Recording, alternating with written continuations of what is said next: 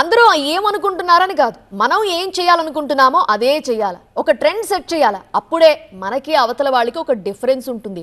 Same to same Telangana రాజకీయాల్లో ఇప్పుడు ఆ ఉద్దండ నేత అదే చేస్తున్నారు. అమాసకో పున్నానికో తప్ప దర్శనం ఉండదు. కానీ ఆయన సృష్టించే ప్రకంపనలు మాత్రం రోజుల తరబడి పొలిటికల్ రచ్చకి కారణమవుతూనే ఉన్నాయి. అయితే అన్ని కాలాలు మనకు అనుకూలంగానే ఉండవు కదా. అందుకే అపోనెంట్ కూడా ఆయనకి అదే స్థాయిలో కౌంటర్లు ఇచ్చేస్తోంది. మాటకి మాట అన్నట్టుగా ఊహించని కౌంటర్లతో విరుచుకుపడుతోంది. ఇప్పుడు ఈ పరిణామాలే రాష్ట్ర రాజకీయాలను షేక్ చేస్తున్నాయి. ఇలా వచ్చారు, అలా వెళ్లారు, అసెంబ్లీకే ఎజెండా ఫిక్స్ చేశారు. అటు కాంగ్రెస్, ఇటు బీఆర్ఎస్. మరోసారి రగులుకున్న రాష్ట్ర రాజకీయం. బయటకు రావట్లేదంటూ బీఆర్ఎస్ అధినేత కేసీఆర్ గురించి ఇంటా బయట ఒకటే చర్చ, ఒకటే రచ్చ. కానీ ఆయన ఒక్కసారి బయటకొస్తే పరిస్థితులు ఎలా మారతాయో తెలంగాణలో మరోసారి రగులుతున్న రాజకీయాన్ని చూస్తే అర్థమైపోతుంది. ఆయన లేని లోటును అటు కేటీఆర్, ఇటు హరీష్లు భర్తీ చేసే ప్రయత్నం చేసినా అప్పుడప్పుడు అధినేత ఇచ్చే సడన్ ఎంట్రీలు మాత్రం రాష్ట్ర రాజకీయాలను సలసలా కాగేలా చేస్తున్నాయి. ఆయన లేటెస్ట్ ఎంట్రీ కూడా అదే స్థాయిలో కాకరేపుతోంది. గులాబీ దళంలో ఎక్కడ లేని ఊపొచ్చింది. దానికి సై అంటే సై అన్నట్టు అధికార కాంగ్రెస్ కయ్యానికి కాలు దువ్వుతోంది. వెరసి రాష్ట్ర రాజకీయం అట్టుడికిపోతోంది. ఊరకరారు మహానుభావులన్నట్టుగా చాన్నాళ్ల తర్వాత ఇటీవల బీఆర్ఎస్ విస్తృత స్థాయి సమావేశం కోసం తెలంగాణ భవన్ కు వచ్చిన కేసీఆర్ పార్టీ నాయకులను ఉద్దేశించి మాట్లాడారు. 3 గంటల సుదీర్ఘ సమావేశంలో భవిష్యత్తు కార్యాచరణపై బలమైన దిశానిర్దేశమే చేశారు. చరా మామూలుగానే మీటింగ్ అయిపోగానే అట్నుంచటే ఫామ్ హౌస్ కి పయనమైపోతారనుకుంటే 1 గంటన్నర పాటు ప్రెస్ మీట్ పెట్టేశారు కేసీఆర్. అలా పొలిటికల్ హై వోల్టేజ్ కి లైన్ కలిసింది. పాలమూరు నుంచి ఫ్యూచర్ సిటీ వరకు అంశాల వారీగా కాంగ్రెస్ సర్కార్ను ఇరుకున పెట్టేందుకు ప్రయత్నించిన కేసీఆర్ దద్దమ్మ పాలన అంటూ మరోసారి తన స్టైల్లో రఫ్ఫాడించారు. మరీ ముఖ్యంగా పాలమూరు ఎత్తిపోతల పథకంపై ఆయన చేసిన వ్యాఖ్యలు కీలకంగా మారాయి.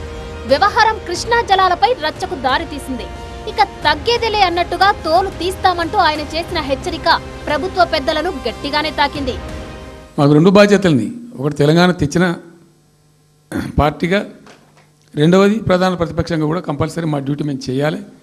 అందుకోసం గాను వీళ్ళు ఏదో తమాషకు మేము అదోటి అడ్డం పొడుగు మాట్లాడి, కిరికిరి మాటలు మాట్లాడి, ఈ కారు కూతలు కూసి ఏదో చేస్తామనుకుంటే నడవదిగా.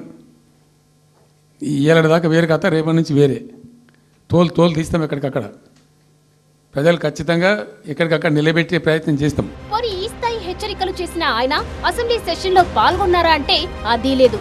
ఆజిర్ బుక్ లో సంతకం పెట్టారు, జనగణమన పాడేసి మళ్లీ ఫామ్ హౌస్ బాట పట్టారు.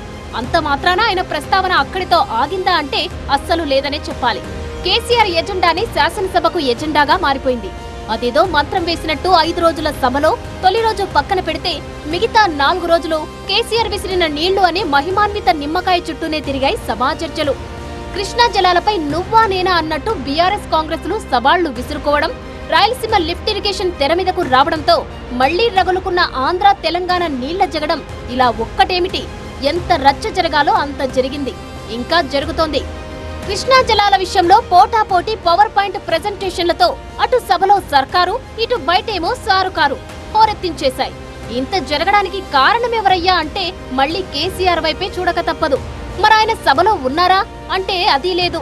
అంటే ఆయన రాలేదు గాని సభకు ఒక ఎజెండాను మాత్రం ఫిక్స్ చేసి వెళ్లారన్నమాట.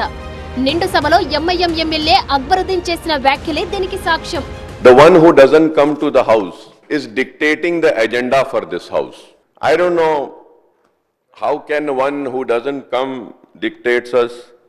And at the same time, the same one said that this time I am going to come to the house, speak on irrigation.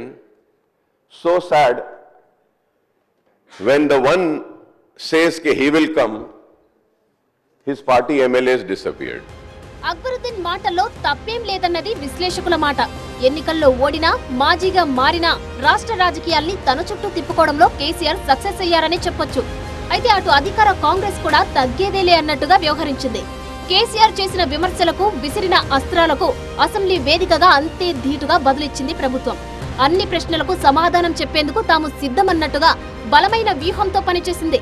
Krishna జలాల విషయంలో Uttam power point presentation, CM Revanth Reddy సుదీర్ఘ ప్రసంగం, హిల్ట్ పాలసీపై భట్టి శ్రీధర్ బాబులు ఇచ్చిన క్లారిటీ కాంగ్రెస్ కు బూస్టప్ అయిందని చెప్పొచ్చు. ప్రశ్నించిన కేసీఆర్ రాలేదు, సవాళ్లు చేసిన బీఆర్ఎస్ నేతలు రాలేదు. మొత్తంగా గులాబీ పార్టీ గప్చుప్ గా సభ నుంచి పారిపోయిందనే సంకేతాల్ని ప్రజల్లోకి బలంగా తీసుకెళ్లే ప్రయత్నం చేసింది కాంగ్రెస్. ఆ విషయంలో కొంతవరకు సక్సెస్ అయిన హస్తం పార్టీ తమ శ్రేణుల్లో కొంత ఉత్సాహాన్ని తీసుకొచ్చిందనే చెప్పాలి. ఇప్పుడు కూడా అదే ఉత్సాహంతో ముందుకు సాగే ప్రయత్నం చేస్తోంది. ఇప్పటికే సీఎం సహా కీలక మంత్రులు బీఆర్ఎస్ బాస్ పై ముప్పేట దాడితో పొలిటికల్ గా హీట్ పెంచేశారు. ఇప్పుడు ఇదే నయా హోస్ తో మున్సిపోరుకు సన్నద్ధమవుతూ మరోసారి ప్రత్యర్థులకు సవాల్ విసిరే ప్రయత్నం చేస్తోంది అధికార పార్టీ. తెలంగాణ పట్ల, తెలంగాణ రైతుల పట్ల మా చిత్తశుద్ధిని ఎవడైనా ప్రశ్నిస్తే ఆయన తోలు తీస్తా అన్నాడు కదా అధ్యక్ష.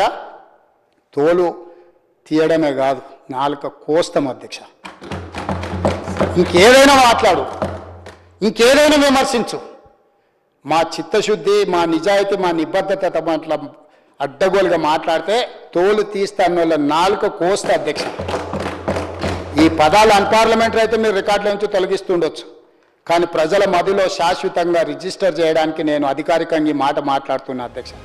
ఇక అధినేత రాకతో రేగిన పొలిటికల్ కాక బీఆర్ఎస్ శ్రేణుల్లోనూ కొత్త జోష్ ని తెచ్చింది. అందుకు తగ్గట్టి గులాబీ నేతలు స్పీడ్ పెంచారు. ఇక తగ్గేదేలే అంటూ ఇదే కథనోత్సాహంతో కారును టాప్ గేర్ లో ముందుకు తీసుకెళ్తామంటున్నారు. ఎంపీటీసీ, జెడ్పీటీసీ, మున్సిపాలిటీ ఎన్నికల్లో సత్తా చాటేందుకు సై అంటున్నారు. ఇప్పటికే జిల్లా పర్యటనలో బిజీగా ఉన్న కేటీఆర్ సర్కార్పై తనదైన స్టైల్లో విరుచుకుపడుతున్నారు. ఎవరు ఎన్ని ఎత్తుగడలు చేసినా, ఎన్ని కుట్రలు కుతంత్రాలు చేసినా, ప్రజల ఆశీర్వాదం, దైవ ఆశీర్వాదం మనకున్నంత కాలం ఎవరు ఏం చేయలేరు. నాకైతే సంపూర్ణమైన విశ్వాసం, సంపూర్ణమైన నమ్మకం ఉంది. 2028వ సంవత్సరంలో తిరిగి మన నాయకుడు కేసీఆర్ గారిని ముఖ్యమంత్రిగా చూడడమే మనందరి లక్ష్యంగా, మనందరి ధ్యేయంగా కలిసికట్టుగా ముందుకు సాగుదాం. అటు బీఆర్ఎస్, ఇటు కాంగ్రెస్ రెండు పార్టీలు కథనోత్సాహంతో కనిపిస్తుంటే బీజేపీ స్ట్రాటజీ ఏమిటన్నది ఇప్పుడు అర్థం కాని విషయం. గ్రామపోర్లో మంచి నెంబరే దక్కించుకున్న కమలం పార్టీ వచ్చే స్థానిక సమరంలో మరింత పట్టు పెంచుకోవాలని చూస్తుంది. మరి అటు అధికార పార్టీ, ఇటు ప్రధాన ప్రతిపక్ష పార్టీ సై అంటే సై అంటున్న వేళ మరో అపోజిషన్ గా అవకాశం కాషాయ సేనకు దక్కుతుందా లేదా అన్నదే ఇప్పుడు పొలిటికల్ గా చర్చనీయాంశం.